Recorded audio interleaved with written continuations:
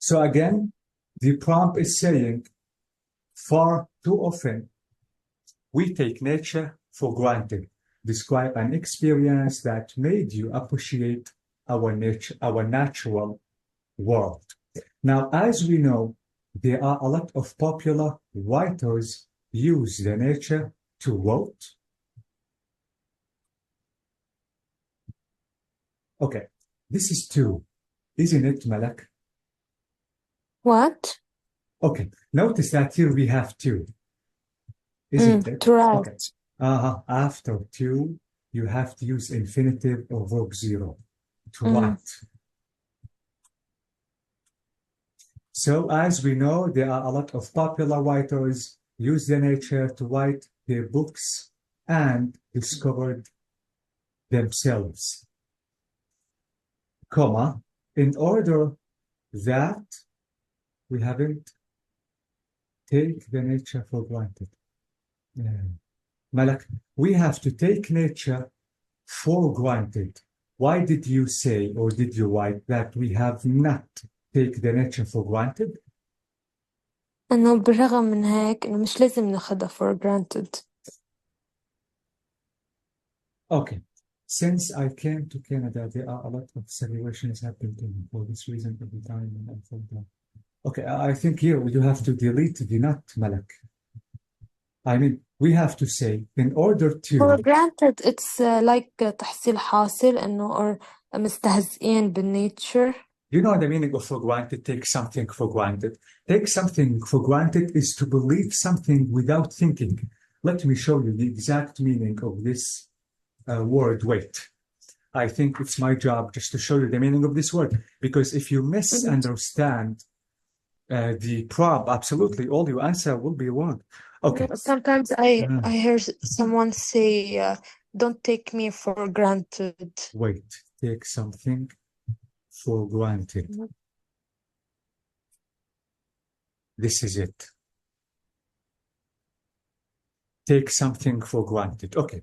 Notice that the meaning of take something for granted is to believe something to be the truth without even thinking about it. Notice the example is saying, I didn't realize that Melanie hadn't been to college. I suppose I just took it for granted.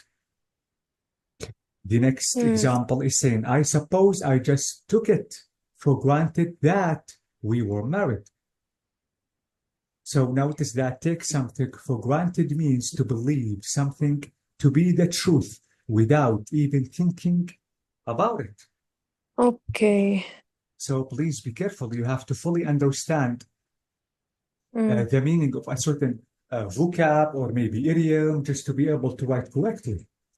Okay? Okay, so we have take the nature for granted. Thank you so much. So we said that not to wrote, but to write their books and discover themselves in order to take the nature for granted. Yeah, I think now it's better. Since I came to Canada, you have to write a comma, am I right? Yeah. There are a lot of situations happening to me. For this reason, okay, Malak, you said that since you came to Canada, there are some situations happened to you. What are they? Can you please write one or two examples about these situations? Okay, like examples about situations. Absolutely, you have exactly. So, for example, write one or two examples maximum. Now, after mentioning the example, you have to say for this reason, because you only mentioned one reason. For this reason, comma.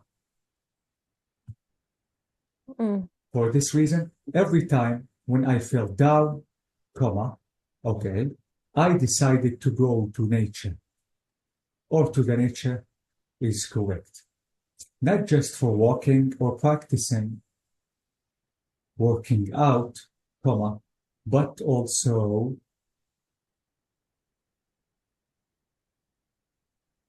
so you have to say not only, for example, not only for walking or practicing but also for doing reading exercises. Here you have to write a full stop. Because it's related, the next sentence related to breathing exercises. Can I tell you something, Malak? Notice this is the beginning of this word, of this sentence. Am I right? Since, yeah. This is a comma. This is another comma. This is another comma. This is another comma. All of it is one sentence. Holy God, this is really too long. Yeah. Please, right. Malak, the only sentences you have to write are only 4. Simple sentence, complex sentence, compound sentence, and complex compound sentence only. Okay? Please be careful. So let's try to write here full stop. Okay. I chose to did breathing exercises. I chose to did. To do. Bravo. Because after to, we have to use infinitive or verb 0. Verb 0. I chose to do breathing exercises at nature. We don't have to write a comma here because only you have to write a comma of because is mentioned at the beginning of the sentence only, Malak. Okay? So I chose to do breathing exercises at nature because it is the perfect place to reduce your. You are talking about yourself. I chose to reduce your, to reduce my. My, yeah. Bravo, please. This is misunderstanding, okay? Sometimes. It depends on the level of the depression because not always nature can reduce. You cannot use sometimes at the end of the sentence, Malak. Okay. All the time, please, let me tell you something which is extremely important.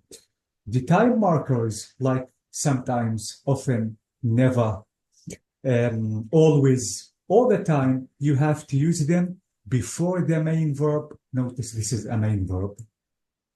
And after, verb to be, verb to have, verb to do, modal verb.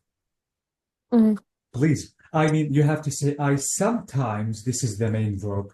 You have to use the time marker before the main verb. I sometimes chose to do breathing exercises because it is the perfect place to reduce my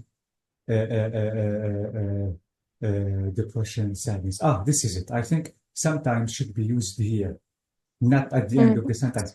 Please, again, sometimes, never, often, plus, always should not be used at the end of the sentence. Please, if you have main verb, use them before main verb. If you don't have main verb, if you have verb to be, verb to have, verb to do, modal verb, you have to use these time markers after them. For example, I can always visit you in the summertime, for example. Okay? Another example. Always at home early. Another example. I don't often milk the cows, for example. So notice that because I'm using verb to do, verb to be, modal verb, verb to have, I have to use the time marker after them. But if I have only main verb like choose, run, go, sleep, drink, the time marker should be before them, Malak, but not at the end of the sentence, please. Okay. Yeah, because you have to consider the correct arrange or order of the words. Nature is a gift from God. And I appreciate that. God, the G should be capitalized. And I appreciate that. Okay, thank you so much. This is really acceptable. But notice that if you want to say situations, please you have to mention 1 to 2 examples about that, because this is really important. And thank you so much, Malak, because in the beginning you have to talk in general. This is the background information. You cannot go into details in the beginning. After that, this is just similarly in writing the essay. After that, you have to write the topic sentence. The topic sentence is to mention the reasons. For example, I want to be a teacher for 2 reasons. Now you have to mention reason number one. After mentioning reason number one, please follow that by writing 1 or 2 examples. Then you have to mention reason number two. If there are three reasons, you have to write 3 reasons, but don't mention 3 reasons and write only 2. And please don't say in the thesis statement that there are 2 reasons and mention 3. Please. Okay? After mentioning... Do you mean we write the examples then for this reason? Yeah, then the examples. I mean, here, since I came to Canada, there are a lot of situations happened to me, like example 1 and 2. Then I put for this reason. Yes, exactly. Okay. You said for this reason or for these reasons? How many reasons did you mention till now? 2, for example. So you have to say for these reasons. Okay. Absolutely. It's wrong to say for this reason and you mentioned 2 reasons. Okay. Okay. And please be careful about the thesis, Malak. I mean, if you want to say that I want to do this because of 2 reasons, please mention only 2. Because you said in the thesis that there are 2 reasons, not more than that. Okay? Okay. So please be careful. This is it. By the way, you can complete practicing. And I want to just practice at home as much as you can. Let me show you some topics you can practice at home, and you can write a short essay about the prompts I'm going to show you. Okay. Let me show you. This is the sample essay, okay? And this is what we have explained. This is a certain prompt you can practice at home. So notice, for example, describe the last time you enjoyed being out in nature. Do you think people should spend more time outdoors?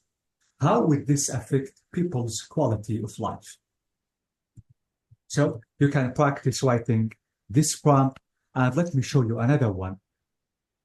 This is a certain prompt, for example, you can practice. So who is a person you think you have impacted in your life? This is the question number 1. 2, what impact have you had on the person and how? So we have 3 questions. Okay? So you can practice writing about this prompt, and plus we have here 2 prompts. I know that in the final exam, Malak, you have to choose only one, but because we are practicing right now, you have to practice writing about these prompts exactly. So prompt or topic number 1 is saying, describe the last time you enjoyed. Okay, we already said that. Would you affect people's quality of life spend? Okay. The next one is saying, describe a story that you enjoy. It can be a book, a movie, a TV show, any story. What do you like best about the story, and how do you think it could be better? So you can The tense is present simple here. Present simple, exactly, because this is just to talk about general information. Still in general. Okay. What do you like the best? This is in general. And how do you think it could be better? This is in general, exactly. Thank you so much for asking this question, because I have to use the simple present tense. Now notice that in this prompt, because the prompt is saying that describe last time enjoyed, you have to use simple past. But notice again that, do you think people should spend more time in nature? This is a general question. You have to use simple present tense. Present. Yeah. Yes. Okay. How would this affect people's quality of life? This is a general question. You have to use the simple present tense. Okay. Be careful. Absolutely. Mixing the tenses in a wrong way is really horrible. This is another prompt just to practice. Notice the prompt is saying, name a person from history you admire. Why do you admire that person? What do you think we can learn from them? This is, we have to write in general. I mean, we have to use the simple present tense. And absolutely now we have this question and the second question.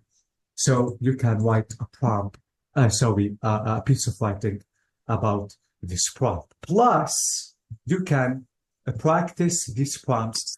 If you have your phone, you can take screenshots out of these prompts just to be able to practice at home, please.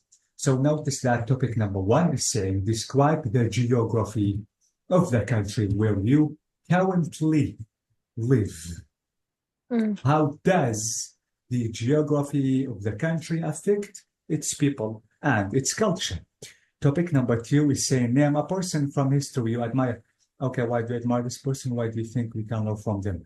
I think this is already explained before, but we can practice writing out of these prompts. Okay? Okay. So this is about a writing sample. Absolutely. The minimum amount of time is 3 minutes. But please, Malak, all the time, try to finish in 5 minutes. Write as much information as you can. And don't forget to revise your writing. Because absolutely, let me say that 80% we will commit mistakes.